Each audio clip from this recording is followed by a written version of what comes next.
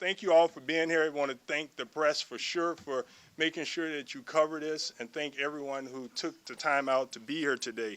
Today is International Overdose Awareness Day, and is a global event held on August the 31st each year, and I think it started back in 2001. And each year, it aims at raising awareness of overdose and reducing the stigma of drug-related deaths. It acknowledges the grief felt by families and friends, remembering those who have met with death or permanent injuries as a result of drug overdose.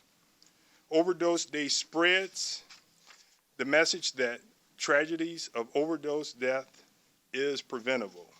So at this time, I think it's most appropriate that since we not only worry about those that are addicted to drugs, that we take a moment of silence to remember all those family members that have lost people to drug overdoses and that continue to deal with the problems that drugs wreak on our communities. So we'll take a moment of silence for the families. Thank you. So once again, I forgot to introduce myself. I'm LaShawn Ford, State Representative of the 8th District, serving parts of the Austin community on the West Side. I'm a resident of the West Side. I'm a board member of Loretto Hospital and West Suburban Hospital. And today we ask that on International Overdose Awareness Day that you remember the West Side's heroin crisis, which is literally hidden in plain sight, that we direct resources, services, and cutting-edge programs to our residents, that you remember the West Side, that you join us on the West Side and partner with us on the West Side in creating solutions for those most impacted with heroin on the West Side of Chicago. We're going to join those that have been fighting for years and intensify our efforts with all of those stakeholders on the West Side. As you hear me say the West Side, because the focus today is the West Side. Today, we want to offer a solution for the entire city and state, and that solution is to help the West Side. The drug crisis in the suburbs ends when we help the West Side of Chicago, when we help end the flow of drugs onto the streets of the West Side of Chicago. To continue to ignore the West Side of Chicago is like a firefighter putting out a fire in part of the house and leaving the house burning. It's never going to end. It's going to continue. So today we're going to urge the governor, we're going to urge my partners in Springfield to do everything that we can to fund HB1. And you're going to hear from a lot of smart people about this crisis today. I'm just happy to be able to be a part of this team, to be a part of the people that really understand this crisis better than me. And I want to use whatever I can and the resources that I have to make sure the West Side and the rest of the city and the state receives the help that we need. We already know that we talk about the guns and all that and the killings on the street, but if we really want to help the community on the West Side, if we really want to help the police in the city of Chicago, then we'll do everything we can to cut the flow of drugs on the West Side of Chicago. With that, Dr. Mehta, thank you very much for rising to the occasion and making sure that the West Side of Chicago, Loretto Hospital, living up to its mission and what it's meant to be. And so thank you. Thank you, Representative Ford. Thank you, everyone, for joining us today on International Overdose Awareness Day to deal with a major issue which a lot of people have overlooked, and that is the heroin crisis on West Side of Chicago. I want to officially recognize this event as a kickoff for the West Side Heroin Task Force.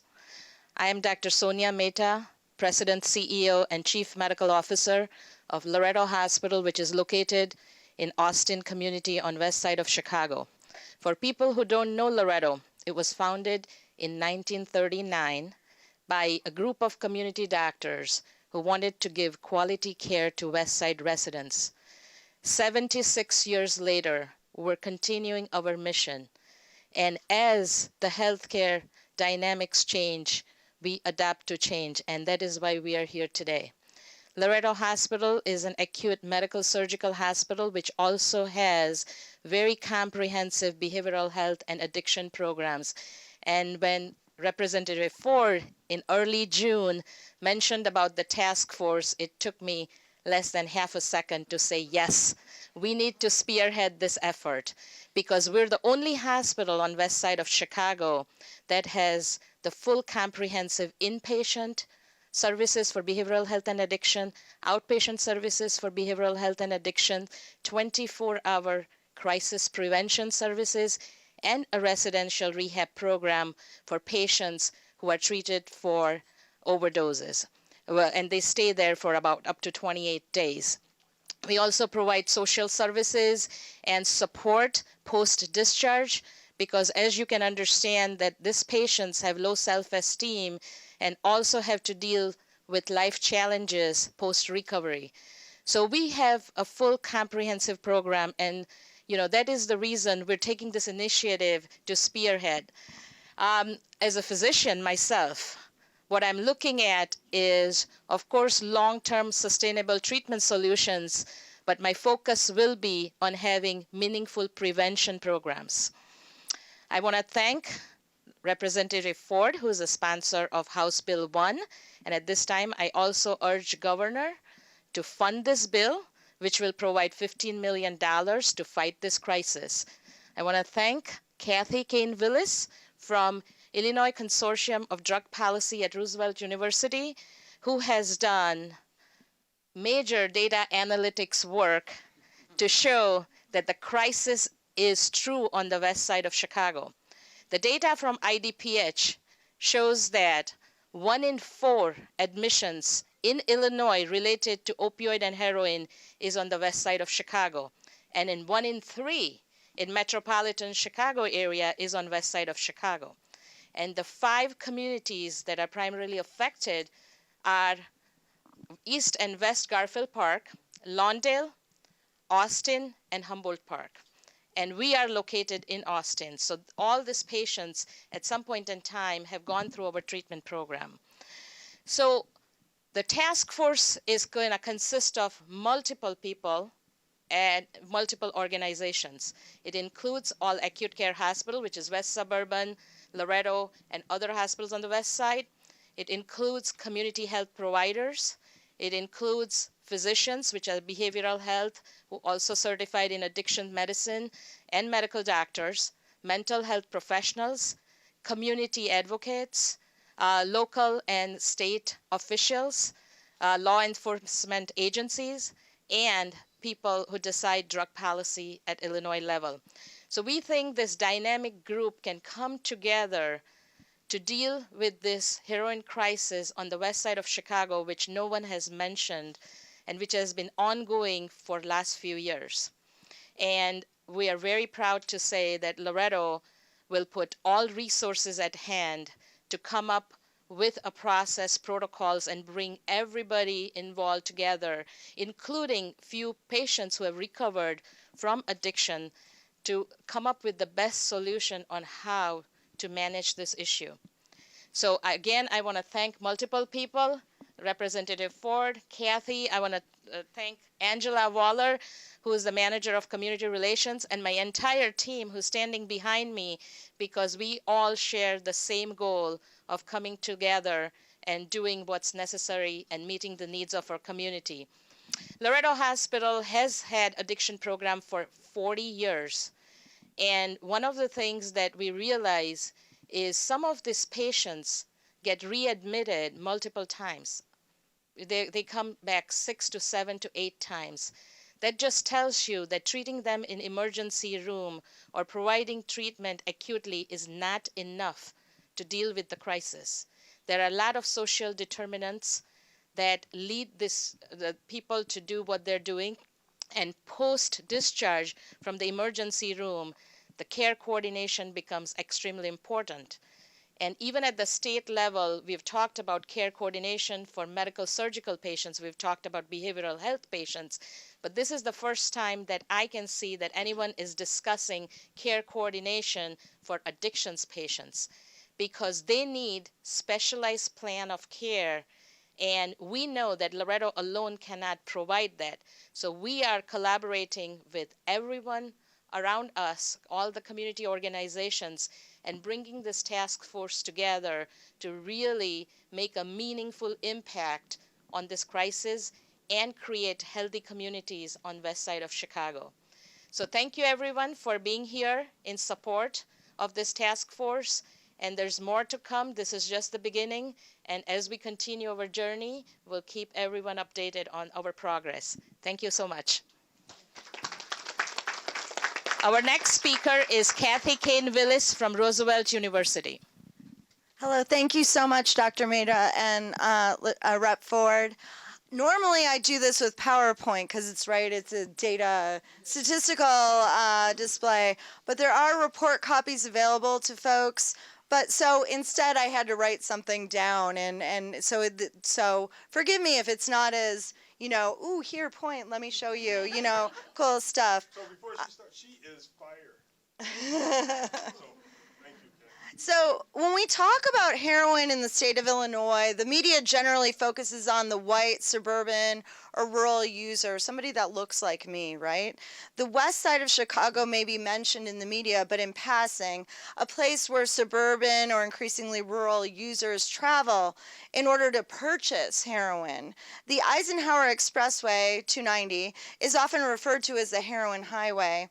But the idea that heroin deaths and hospitalizations exist in these neighborhoods, such as East and West Garfield Park, North Lawndale, Austin, and my neighborhood, Humboldt Park, that's often not discussed.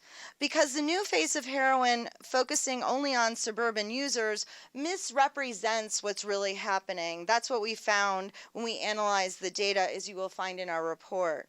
For those who have never actually been on Chicago's West Side but have heard about the extensive media coverage, may believe that the West Side has been spared the health consequences of the heroin crisis. But let me hit you with a few numbers. Did you know that nearly 1 out of 4, or 23% of Illinois' hospitalizations for heroin occurred on the West Side of Chicago? Or that the West Side makes up 35%, more than 1 in 3, of hospitalizations in Chicago? Compared to 7% for the north side or 20% for the south side of Chicago. Or that the majority of those hospitalized on the west side, 83%, were African American. Did you know that the heroin overdose rate in Illinois is significantly higher for blacks than it is for whites? I didn't know that until I analyzed the data. It was a surprise to me.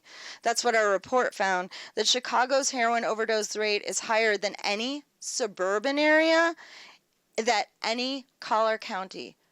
You don't hear that on the news. Chicago's overdose rate from heroin is higher than in any collar county, even suburban Cook, anywhere. The city and the west side haven't been spared from the heroin crisis or the overdose crisis. That much is clear. Did you know that Illinois' publicly funded treatment capacity has declined rapidly? This decline in funding impacts those in the Chicago metropolitan area and may have a disparate impact on black folks, especially those in areas like the West Side who attempt to gain access to treatment. In just 5 years, the Chicago metro area lost 61% of its treatment capacity. That was before the budget impasse. So you can just imagine what the capacity is like now. The West Side has not been spared at all, not in terms of deaths, hospitalizations, or the loss of treatment capacity. The majority of attention that we see paid to the West Side has been in terms of policing, arrests, and incarceration, rather than health-based solutions for heroin use disorders. In the suburbs, I would say the reverse is true, right? So we're looking at an opposite paradigm. Even as arrests for heroin possession declined by 30% across the city from 2010 to 2015, the West Side's neighborhoods of West and East Garfield Park increased their heroin possession rates. The 4 Chicagoan neighborhoods with the highest rates of arrest for heroin possession include West and East Garfield Park, North Lawndale, and Humboldt Park. To put these arrests in context, the rate for heroin possession arrests in West Garfield Park was more than 20 times higher than the city average. East Garfield Park was about 13 times higher than the city's rate, North Lawndale 9 times the city rate, and Austin's 4 times the city rate. West Garfield Park's rate was 2,000 times the rate of Lincoln Park's arrest rate. 2,000 times the rate. And 76 times the rate of Hyde Park. Okay, so when we're talking about disparity, we're talking about arrests, we're talking about hospitalizations, we're talking about deaths, we're talking about all of the negative consequences. As a resident of Chicago's West Side, I find it frustrating that the main intervention that has occurred in our neighborhoods has been arrests. Arrests cause problems not only at the time of arrest, but continue on down the road. The collateral consequences of arrests, of these policing interventions, mean that many who have substance use disorders may be driven to working for the drug markets because they can't get access to a job. When you have an arrest rate that high and you are addicted to heroin, the likelihood of you being arrested as a heroin user is much higher than when police are not looking for people to arrest for drug possession. So the likelihood is much higher when you live in that neighborhood. Because when you have a criminal record, it is so hard to get a job or licensure or education or even an apartment. Incarcerating individuals costs about $25,000 per year, and jail time in Cook County is about $153, give or take. As the state reconsiders its policies regarding crime reduction, which it is doing right now, cost savings, and reducing prison population, it's important to recognize that providing treatment such as methadone returns $12 for every dollar spent. Imprisoning individuals with heroin use disorders, which is a health condition, is neither cost effective nor as effective as treatment in the community, and you can look that up. It's cited over and over and over and over and over and over again. Treatment in the community saves taxpayers and society significant financial resources and improves public health. As I mentioned earlier, we don't have enough treatment capacity. The need is clear. For every 1,000 residents, there are about 3.8 people with an opioid use disorder who can't get treatment under the current system. The need dwarfs the supply. We need to rethink our drug penalties. You might know, but possession of heroin and other opiates, no matter the amount, it could be a little speck on my finger. That's a felony in Illinois. But under federal law and many other states have misdemeanor amounts for small amounts of drugs. Did you know that 78% of Illinoisans support reclassifying small amount of drugs from a felony to a misdemeanor? And that this public policy change would save the state $58 million over 3 years. $58 million over 3 years. We're talking about, dealing with this. There's the human costs, there's the fiscal costs, there's so many costs, but if this is ground zero, we need to think about these solutions because it will save the state money and ensure better care for everybody. We need to provide methadone and buprenorphine maintenance in Cook County Jail and create linkage to treatment providers. These programs have demonstrated great success in lowering crime and retaining folks in treatment, one of the biggest predictors of treatment success. Research demonstrates that methadone maintenance and buprenorphine yields better results than counseling alone. Okay? Medication yields better results for counseling alone for people released from jail 1 month and after a year. So they're less likely to relapse. And under HB1, which was mentioned earlier, medication-assisted treatment is now covered. Methadone will come online in 2017, so this is really important.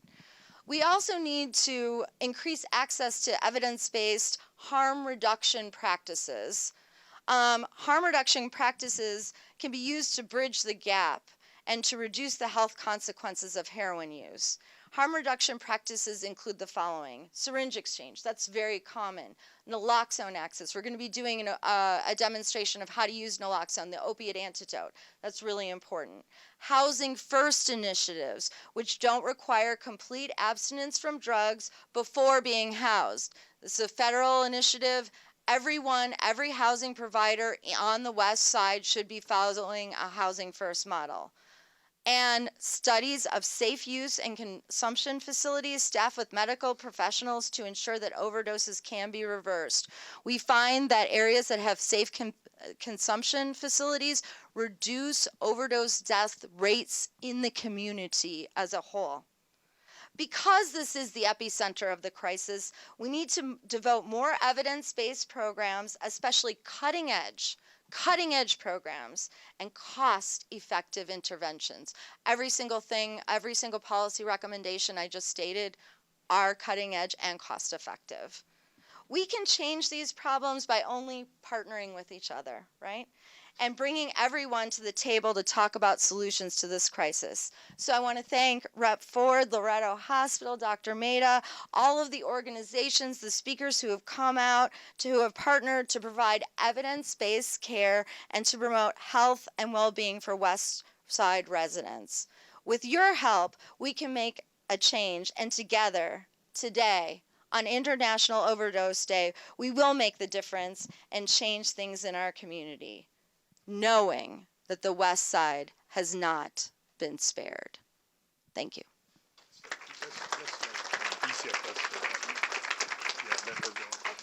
Okay. Then you can.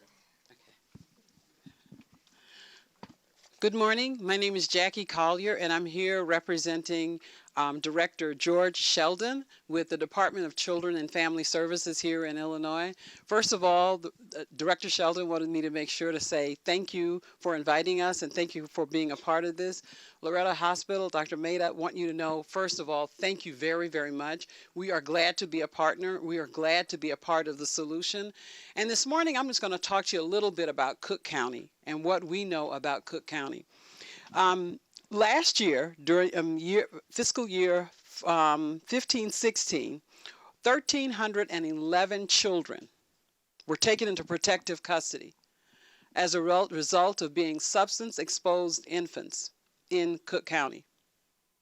And of those 1,300, what percentage do you think came from the west side of Chicago? 70? Not that high. About 45% came from the west side of Chicago. And over in the state, overall, there were 5,836 children removed from homes as a result of being born substance exposed. Now, the department has decided that it's really important to focus on solutions.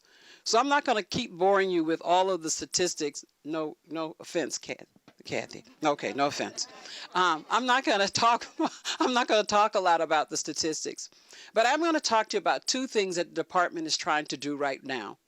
One of them is a waiver, a federal waiver called 1115, where we are working with other agencies, other state agencies, to get a federal waiver that will bring to the state of Illinois almost $1 billion over the next 5 years to deal specifically with substance abuse and mental health or behavioral health issues. That is something that we know is at the heart of our removal for so many children in Cook County. The second thing that we're really looking at, and we're excited about it because we're hoping that it can come online by the first of the year, and that is a mother's recovery center where we will have facility that will treat moms and their children in the facility, so that instead of removing children and placing them with others or foster care or in foster care or with family, we are looking at, and we will go online with it, hopefully, like I said, by January, we are looking to have a facility that will serve the West Side community and the greater Chicago community, but with a particular focus on the West Side for the Mothers in Recovery program. We recognize at the Department of Children and Family Services that this is a major issue. We've known it for years. We're also concerned that it's probably a little bit underreported in other parts of our community, because there has been a spike in child deaths, infant deaths in Cook County. But we've not been able to relate it directly back, because unless the stats come in that this mom has, a substance in her system, we won't know it. But we are going to make a special effort to really work with our hospitals and to work with the medical community so that we can get moms and children and infants the help that they need. So on behalf of Director Sheldon, thank you, and thank you for being partners with us. And on behalf of the Department of Children and Family Services, we come to you with solutions. We come to you trying to figure out how to make this work and wanting you to know that we are willing partners and we're not here to remove every child in Cook County. Thank you.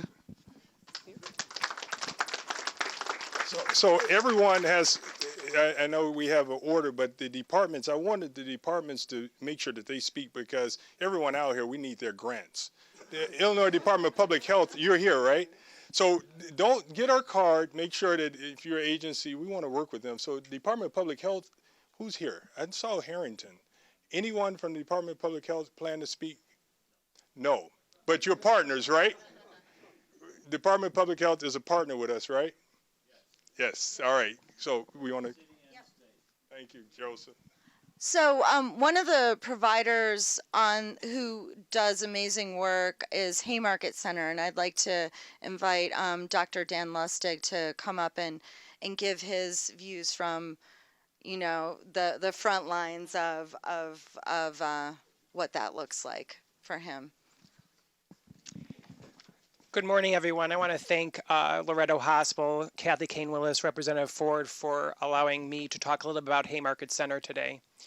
Haymarket Center is a 400-bed residential complex on the west side of Chicago, in which we represent every level of care that you can get in addictions treatment. Despite a fairly large facility in Chicago, the need for access to care is still at the forefront of this epidemic. And I know you've heard a lot of statistics today about the crisis that's currently going on, but there is something that I want to add some more numbers to fully outline what this crisis is about. Just in Chicago, there are 32,000 people who inject heroin and tens of thousands more who abuse heroin nasally, along with limited access to treatment, has created probably one of the largest public health crises in the state of Illinois. Between 1999 and 2014, there's been a 213% increase in opioid overdose deaths and an increase of another 946%. These numbers are not new and have been consistently growing across time. Haymarket Center alone, in our programs, we have seen a 71% increase in individuals accessing care. This is a tremendous shift for an agency that has been around for over 40 years, that has served mainly alcoholics and cocaine addicts. So when you have such a tremendous shift going on, there is a call to attention that needs to take place. Clients who present to Haymarket have profound mental health concerns, medical concerns, as well as profound trauma issues. These are clients that are truly trying to survive. The most noticeable hepatitis C medical concern is hepatitis C for this population. This is a very expensive approach to treat, but if it's treated early enough, there's tremendous cost savings. What's interesting to note in Illinois that has been a startling statistic is less than 5% of individuals needing treatment access care. Less than 5% in this state. This is an alarming problem because access to care is not present for a lot of individuals. We have experienced problems when it comes to families, as you heard today from the Department of Children and Family Services. Haymarket Center has extensive family-based treatment programmings in which we've seen tremendous results when the approach is not just treating the individual, but treating the family. We have found fathers reconnecting with families. We have found fathers reconnecting with children. So I say all of that to say that just because an individual is addicted to drugs and alcohol doesn't make this person not in need of treatment or not deserving of treatment. I spent a great deal of time across Illinois as well as in Washington, where there's still a lot of shame and stigma that's associated with this disease that could be treated better. And I am glad that there's individuals like Loretto Hospital, Representative Ford, who are continuing to talk about this issue. One of my jobs is I'm also a board member for SAMHSA, that's the Substance Abuse and Mental Health Services Administration in Washington. And they have put out a toolkit about 3 months ago that I would like to just outline. I know Kathy Kane Willis did an outstanding job, but these were strategies that they insisted were needed for communities. And the first strategy is to prevent overdose as to be considered in the development of this task force. Encourage providers, persons at high risk, family members, and others to learn how to prevent and manage opioid overdose. This is an important educational component. Providers should be encouraged to keep their knowledge current about evidence-based practices. You've heard that term a lot today. Evidence-based practices that we know increase positive outcomes for individuals and offer tremendous cost savings to the treatment system. Strategy number 2, ensure access to treatment for individuals who are misusing or addicted to opioids who have other substance use disorders.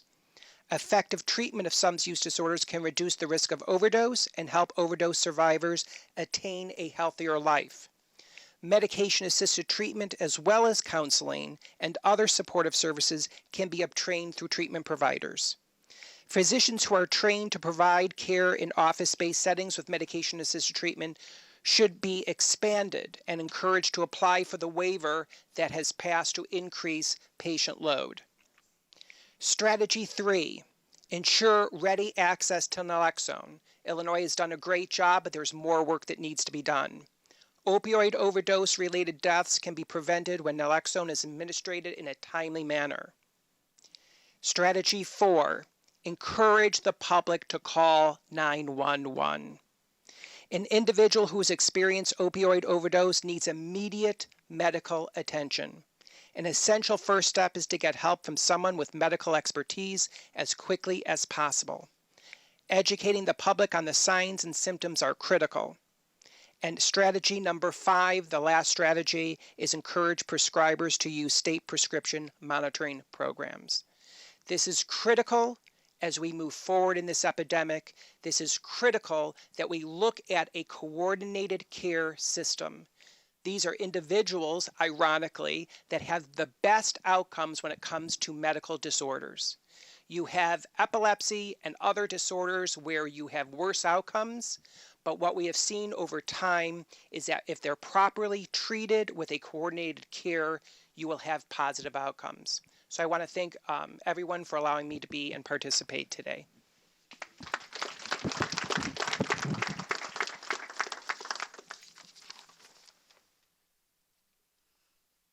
Good morning. Thanks, Dr. Lustig. Thanks so much, Representative Ford, Dr. Maida, Kathy, and wonderful people at Loretto Hospital.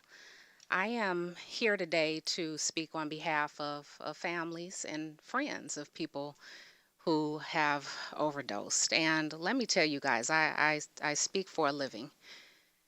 But today, after listening to those statistics, I can't help but to be overwhelmed. Can you guys understand what's happening out here? Do you really get what's happening? Honestly, show of hands if you get this today. Thank you. My name is Jamelia Hand. I'm a certified addictions counselor, a mental health therapist. I'm also an author, trainer, advocate, volunteer. I'm on more professional boards than I can count, and I have a moral and professional obligation to addictions and overdose in particular. And I don't say all of this to you guys because I want you to in any way be impressed with my credentials. I share it because even with the education, knowledge, and experience I have, it was not enough to save my father. From the moment I was born, I knew that I was loved. And how do I know this, right? Because how many memories can you remember from being a child? But I know because he combed my hair, and it was a lot of hair, trust me. I know it because he talked to me like I was a person, even when I was too little to understand. I know because he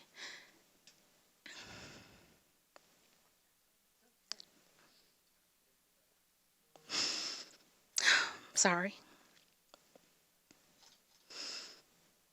He played with me, and he helped me to pick out my clothes. He cooked for me, and the 2 times he had to discipline me, he cried. He also sang to me. But very early in my life, around 6 or 7, he was a victim of a robbery, and he was shot. And this is where my family's trauma began. He was shot in his pancreas in a place where the bullet couldn't be removed. And if they were to remove the bullet, he'd become a diabetic. So he elected to keep his pancreas, but he was in a lot of pain most of the time. So in time, he stopped combing hair. He stopped cooking for me. He stopped singing for me. He was barely present. Our roles basically changed, and I became the parent. And it didn't take long before his pain would cross over into addiction to his medication. I can remember one day awaking from a nap and finding him on the back porch. I tapped him, and he fell down the stairs. He was still in an upright position, but he couldn't hear me. I remembered hearing a snoring noise. His skin felt clammy, and I can remember his lips starting to turn dark. This was the first time that I would witness him overdose, but it wouldn't be the last. And over the years, his addiction got worse, and I continued to arm myself with the tools needed to save him from his illness, but it didn't work. No matter how many detoxes or treatment programs he was admitted to, I couldn't save him. It seemed like with every degree that I got trying to learn about his illness got worse until April 27, 2010. I got the call. I'd been preparing for almost all of my life. And I must admit it, I always expected to get the call. When someone lives a risky lifestyle, you expect to get the call. But I wasn't ready. And I remember everything about that day. I remember how I felt. I remember what I smelled. I remember what I heard is tattooed on my brain forever. I'll never forget. And how and why he died is the single most important question that I ask myself every morning. So what do I want you all to take from this? I need you to understand that you have a role. You have an obligation. When someone overdoses, it's like a tornado that rips through the lives of families and your communities, and it leaves nothing but devastation in its wake. Even with someone with a degree in counseling could not save her father. So whenever you hear someone say, I don't know anyone like that, or it can never happen to my child, or it can never happen to my parent, they could never be a victim of overdose, understand that they can. And in many cases, they will. So to wrap things up, overdose is an unbelievably traumatic experience. And if you can spare someone the pain of overdose, you should. It's no secret that there's a direct correlation between trauma and addiction. So please, if you don't do anything else for me, take this information you've been given today very seriously and do everything you can to protect every little girl or every little boy from having the experience that I did. Thank you.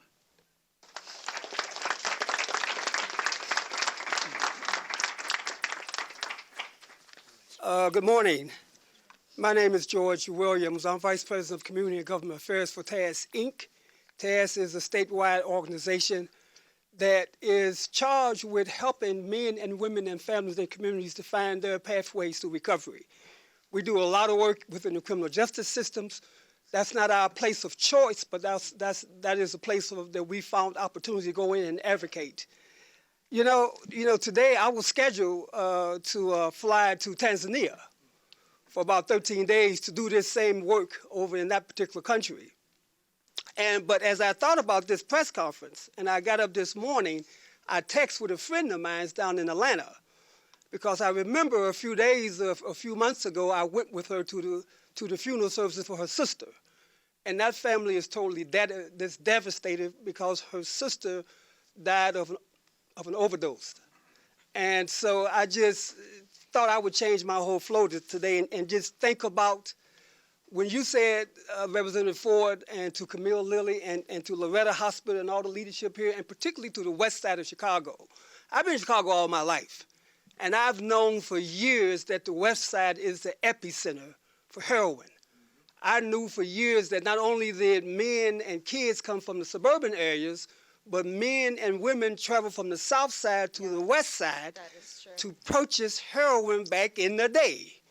I came out of I was during the Vietnam era. I was in the military. I was stationed in Thailand, where the whole incident and whole pandemic of drug use, I brought that back. That's why I moved from under these lights up here, because these lights kind of gave me flashbacks to some other times in my life. You know what I'm saying? I looked at and I thought about the International OD Day. And I looked at the office of the UN Office of Crime and Drugs, and they have some numbers up there to talk about the fact that in this country here, over 42,000 individuals lose their lives to overdose. Across the world, that number is around 250,000. 250,000, and that's a number that they're estimating. You know, I was in New York back in April for the UNGRAS conference. You know, TAS is a member agency of the UN. We have ECHO status, meaning that we have the right to vote on international issues as it relates to drugs and crime. And the world is moving to a platform of public health, not a criminal justice response.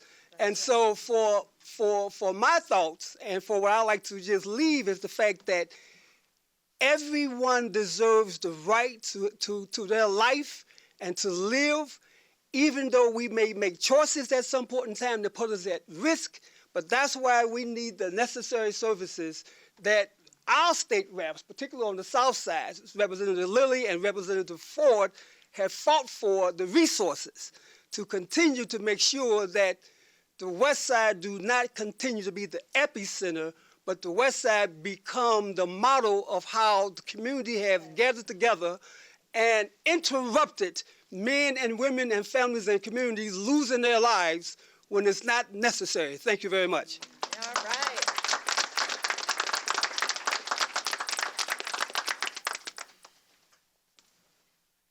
Good morning.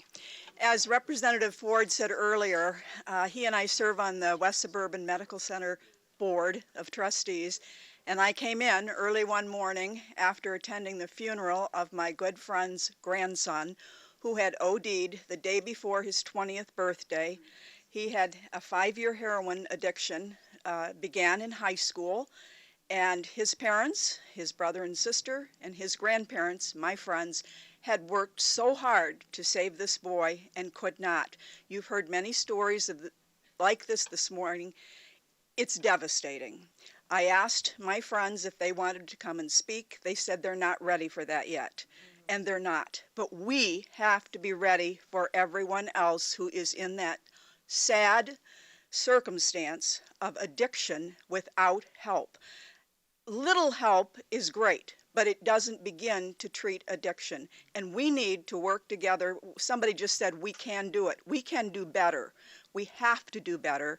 And I think with everyone here, those of you in the audience as well, those listening, whoever's listening, and everyone standing here is committed to making sure that we are the premier organization trying to stamp out what is a national crisis.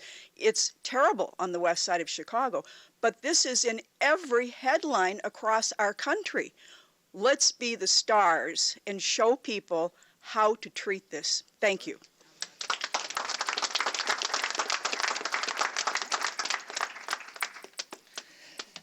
Good morning, everybody.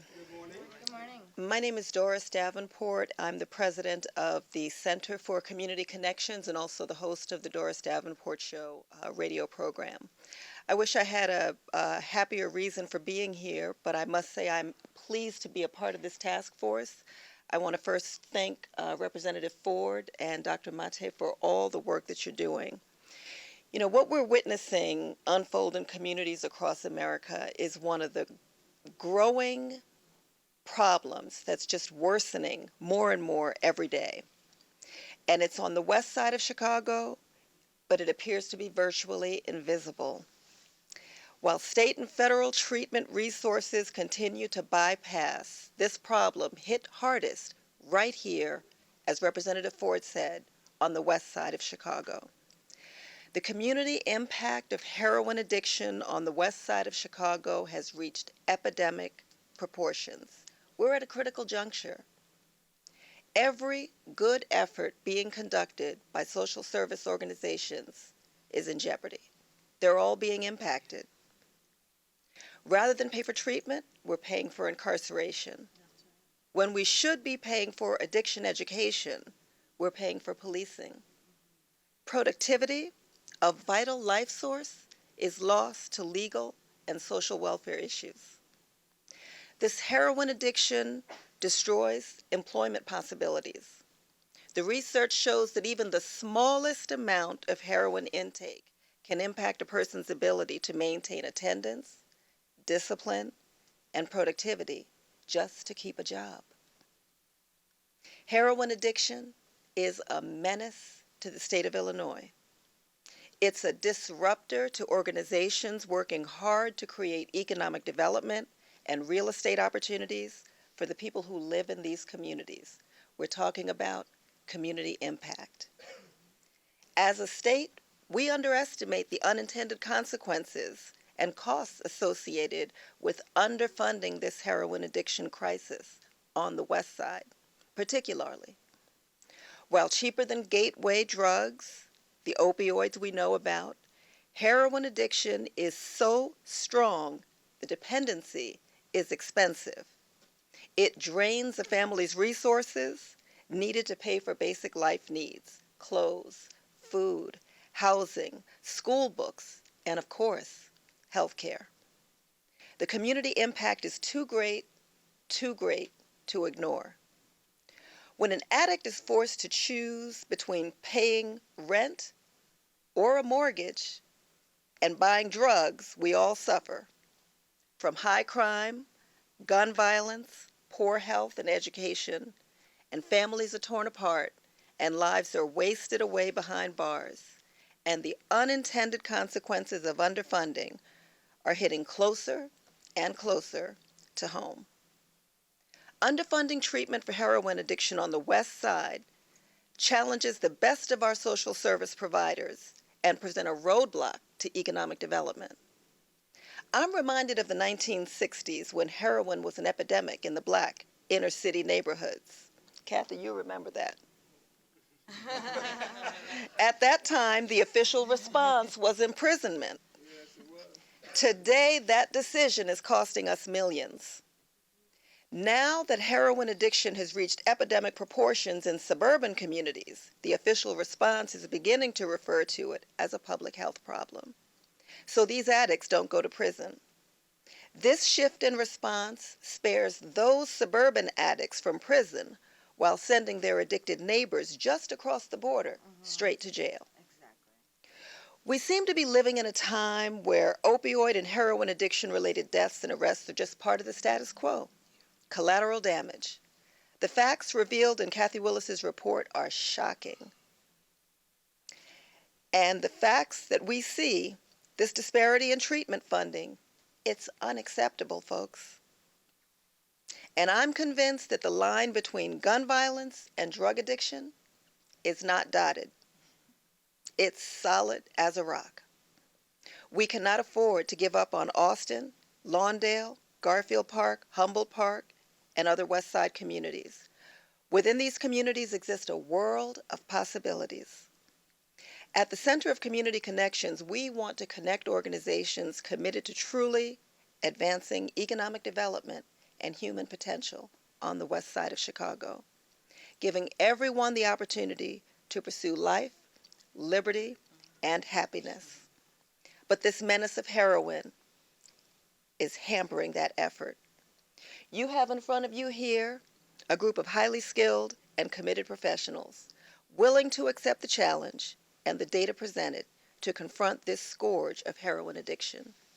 The report released today, called Hidden in Plain Sight, authored by Kathleen Kane Willis and Scott Metzer, is evidence of the quality and commitment you can expect from this task force, led by State Representative LaShawn Ford, and partnership with Loretto Hospital and Roosevelt University, two institutions with long histories of social justice intervention. Special kudos to LaShawn Ford and Loretto Hospital for, and of course to State Representative Camille Lilly. She's a consistent engine, revved up, always working on behalf of community health initiatives. Thank you to LaShawn Ford and Loretto Hospital for respectively ensuring policy moves forward constructively and consistently to confront the problem, and of course for convening this task force. I would be remiss if I didn't take a minute to underscore just how blessed we are to have an elected official like LaShawn Ford, who's not only willing to sponsor pertinent legislation that impacts underserved communities, but who's also willing to make the sacrifice of time to understand the issues and mobilize not just institutions or organizations, but partners committed to solving the problems. This task force is poised to challenge the status quo, and what these communities need is an even distribution of resources to attack this menace of heroin addiction head on and impact the violence that has become mainstream. Thank you.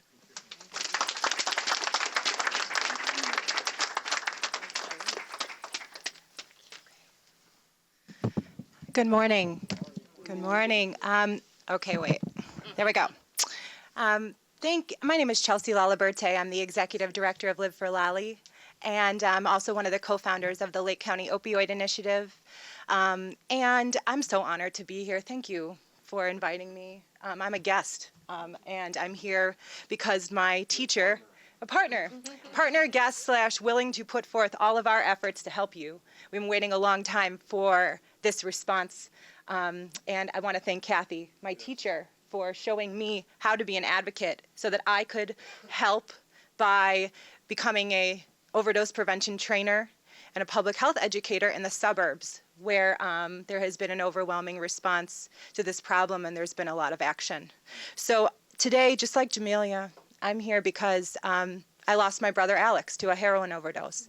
He was 20 and he died in 2008.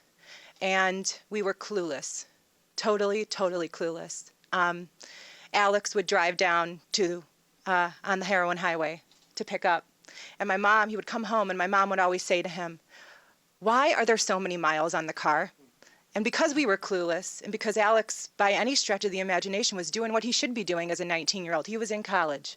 He got a 3.5 GPA at Western Illinois University. He was involved. He was there. Why should we think that he had a problem with heroin? We didn't know what to look for.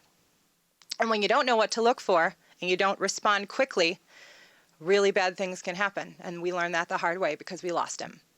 And it's been about 7 years. And so I am here today to share some of the things that I learned, which is how to recognize an opioid overdose. So you could be living with somebody who struggles with opioid use disorder. You could be in a cafe or a coffee shop or a grocery store and somebody could overdose. You could be anywhere. You could be overdosing yourself. And there are things that you need to look for. Sometimes it can be very difficult to tell if a person is just very high or experiencing an overdose. And so there are just a few things that you guys all need to be looking out for. So if someone is really high and using downers like heroin or pills, you're going to see that the pupils will contract and appear very small, like a pinprick. It'll be very obvious. The muscles are going to be slack and droopy. They might nod out. They won't be fully asleep necessarily, but they will be doing something like that. They will scratch a lot due to itchy skin. Their speech may be slurred. They might be out of it, but they will respond to outside stimulus like loud noise or a light shake from a concerned friend. So if you are worried that someone is getting too high, it is important that you don't leave them alone. If the person is still conscious, walk them around, keep them awake, and monitor their breathing. The following are symptoms of an overdose. They're going to be awake but unable to talk, possibly. Their body is going to be very limp. Their face is very pale or clammy. Their fingernails and lips will turn blue or a purplish black color. For lighter skinned people, the skin tone turns bluish purple. For darker skinned people, it turns a grayish or ashen. Breathing is going to be very slow and shallow, erratic, or has completely stopped. The pulse is going to be very slow, erratic, or not there at all. They're going to probably present choking sounds because they're trying to breathe, and it may sound like this, we call it a death rattle. It's not snoring, people. It's choking. They may vomit. They may lose consciousness, and they may be unresponsive to outside stimulus.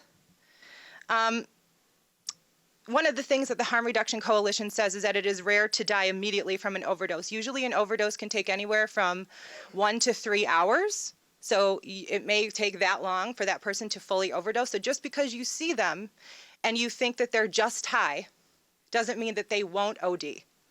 An hour or 2 hours, and maybe a few minutes after that. So there's a lot of myths and things that we don't think about when it comes to overdose. And I just wanted to say, I am not a medical professional. I am a lay person. I was a marketing professional who turned into a human rights activist. Thank you, Kathy. So if I can do this, somebody who has absolutely no medical training, and my team who's here, thank you, of responders, people who are impacted, people who have lost people to an overdose, are all out there doing this as well. So the acronym that we use to respond to an overdose is SCARE ME. Pretty simple, SCARE ME. First, you're going to stimulate them. Does the person respond to painful stimulation, like a knuckle rub to the sternum, which kind of looks like this? So you want to, everybody try this. Hard. Hard. You can also do it under your nose, like this. If they don't respond, this is an overdose needing attention. You immediately want to call 911. In the state of Illinois, we have the Good Samaritan law. It's not used nearly as much as it should be, and it results in major, major problems. And we don't want that. We want people to call 911. That needs to happen immediately. The next step, airway. If the person's airway is unobstructed, and are you able to breathe for them? Surviving an opiate OD is all about having a clear airway and breath. So you might want to open their mouth like that. You might want to stick your finger in, if you so choose, and try to remove any pieces that may be, blocking them from breathing. Then you want to perform rescue breathing. Provide rescue breathing for the person, as this can save a life if all else fails. Remember, this is about breathing. An overdose is respiratory suppression. It is a lack of communication between the brainstem and the central nervous system. This is 100% biological. So when you don't have central nervous system abilities, your lungs are shutting down, is basically what that means. Then you're going to evaluate the situation. How is the breathing coming along? Do you need and have naloxone nearby? Is it worth stopping the breathing to get it? So just judge the situation for what it is. Then what you're going to do is provide the M piece, which is muscular injection. We have a few different versions of naloxone available to the public. In the state of Illinois, we have a Heroin Crisis Act, which allows for pharmacist-prescribed naloxone, which means that pharmacies now are able to train you and sell it to you over the counter and covered by insurance as well. Please remember that. Otherwise, I'm sorry? And Medicaid. We did that through the Heroin Crisis Act. Otherwise, you may find us, Live for Lolly. We're out in Arlington Heights. You may find the Chicago Recovery Alliance. I know there are a lot of other agencies out there, but you can go to stopoverdoseil.org to get some information. There's a muscular, there's a muscular injection piece. You can administer that through a syringe and vial, which we have some demonstrators over there. You can also utilize an auto injector to reverse the overdose as well. It's very, very fast. And is there a white one over there? A white, sorry, I'm unprepared. No, oh, Laura, thank you. Thank you. I'm just going to do this real quick. To inject, place black end against outer thigh, then press firmly and hold in place for 5 seconds. 5, Thank you. 3, 2, 1. Injection. That is literally all you do. And you can do that multiple times. You can also do this with the intranasal version. It is just like, for example, Flonase. So you don't need a lot of training. You just push up. That's all you do. It's very, very easy. And then you want to evaluate them again. Naloxone takes about 3 to 5 minutes to work. May take less, may take more. Keep up rescue breathing. Give another dose of naloxone if no response in 5 minutes. So as you can see from the demonstration that I just provided, which was very, very easy, even a non-medical person like me can do this. You can do this. And when it comes to task forces, I've been lucky enough to be able to found and run a task force in Lake County. And if we can do this in Lake County, we could totally do this here. And I say that very seriously. It's a very conservative place. It took a lot of convincing. But once the police, the first responders in the community started realizing that they could save a life, it became very clear that that was the right thing to do. Because now they're able to do a little bit more than that. They're able to help them get into treatment. They're able to have a real conversation with them about harm reduction, about what their rights are. Not in a way to arrest them, but in a way so that they can get them help. Because even they know that arresting our way through this problem is not the answer. We can work together to try and achieve these goals here, and I'm happy to lend our support, and thank you so much again for having me.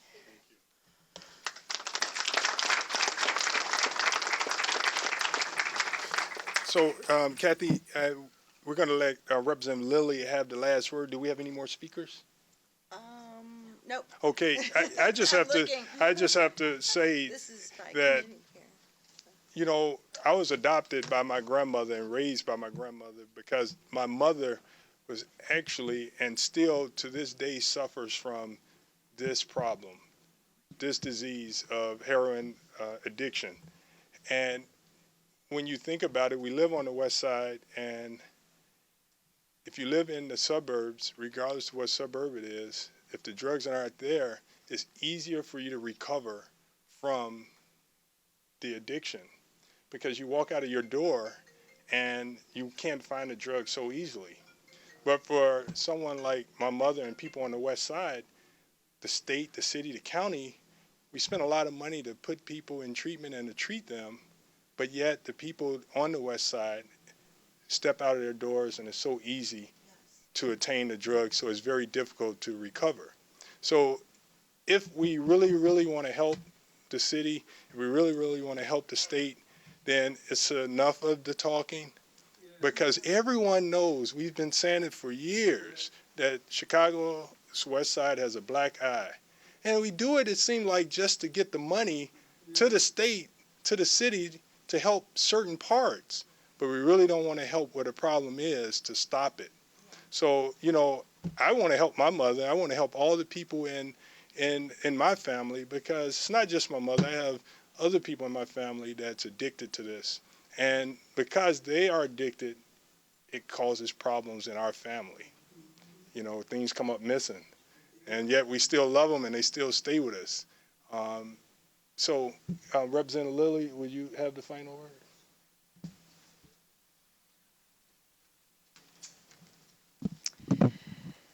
Thank you, Representative Ford. And I'm honored to join you with this issue. Policy is what's going to make the difference. And how we fund the policies that are enhancing the lives of individuals is what we need to do collectively. I attended a drug policy conference last week with our Congressman Danny K. Davis, and so did Representative LaShawn Ford. It is good to see that all levels of government is looking at policy that is addressing the epidemic of overdose. And the overdosing is the outcome of other factors and issues that are going on in our society. People are using drugs to deal with life. lack of job, lack of money, lack of housing, lack of health care. People are using drugs to deal with those issues, which have us here today, the National Overdose Awareness Day. I am full and I am still trembling in my belly, knowing people are losing their lives because of overdose. And as the board, or on the board of trustees, LaShawn at Loretto Hospital, LaShawn's vision to bring forth a task force here with the leadership of Loretto Hospital on behalf of the city of Chicago and the West Side is awesome.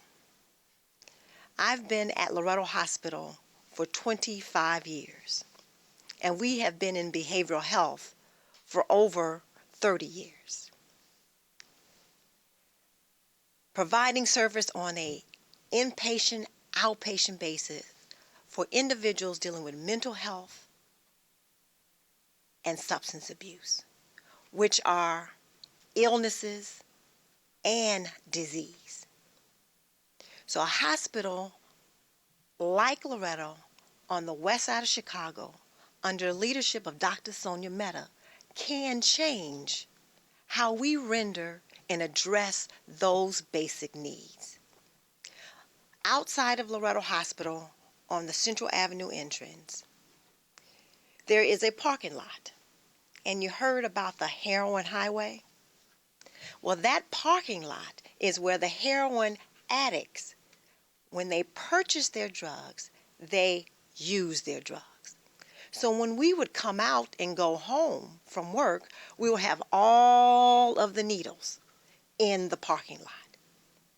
We will, all our employees, myself, will come back in and say to the administration, we have a problem.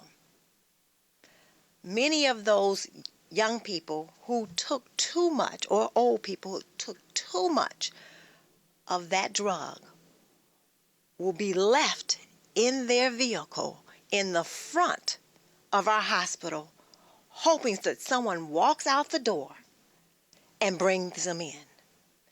Because many of the persons who love those individuals, who know those individuals, does not know how to prevent and protect the people that they know who are using. We have to do more about educating individuals like ourselves how to handle and deal with persons addicted and the incidence of drug overdose. I am so glad that Congressman Davis has his policy joining the state with the leadership of my friend, my partner on the west side of Chicago in Austin, looking at policy and resources that's going to deal with treatment, education, prevention, and most of all, love. I joined Loretto Hospital leadership, board of directors, in dealing with this, I would call it a devastating blow to family. I thank you again. And Representative Ford, I really believe this is more of a panel than a press conference, because we've learned so much and we have so much to do. God bless you. So you got to learn where you find a report.